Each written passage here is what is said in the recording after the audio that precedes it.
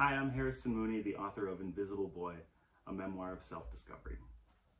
I wrote this book for my mom, my birth mother. The first time I met her, I was 25 years old. She was 40, and we had a life-changing cup of coffee. Just looking into her eyes for the first time and seeing the love she had for me, it changed my life. I remember being overcome with a need to tell this woman my entire life story. But as I began to write and reflect on my upbringing as a black boy adopted into a white Christian family, I saw that this need wasn't new. It was a lifelong, unmet need.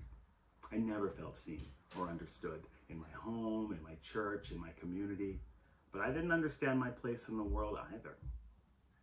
I grew up in the Pacific Northwest, right on the Canadian border, in Abbotsford, BC, a town about 2 hours north of Seattle. It was a very religious community, and mine was a very religious family. We left the Pentecostal church because it wasn't Pentecostal enough. We left my Christian elementary school because it wasn't Christian enough. In the end, I was homeschooled all through high school using a deeply conservative Christian curriculum we imported from Florida, and I grew up in a church so focused on spiritual warfare and doing battle with the enemy that I had nightmares where witches and demons kept trying to kidnap me. I was raised in a stifling, cultish bubble.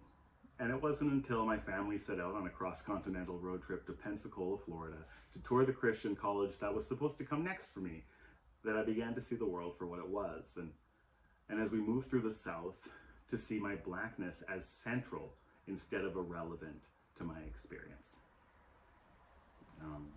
I was told by my family that God had intervened in my life and given me to them, for some divine purpose. I was told that I had been chosen, and I needed to believe that. And it really led to me holding on to the Christian ideology for longer than I think was healthy for me.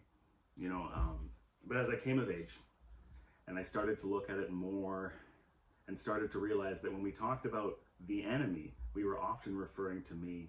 I started to look for a different narrative for my life, something that made me feel better about myself, something that didn't make me feel like I've been scooped up by a God and then abandoned in a house that didn't understand me or see me or know me at all.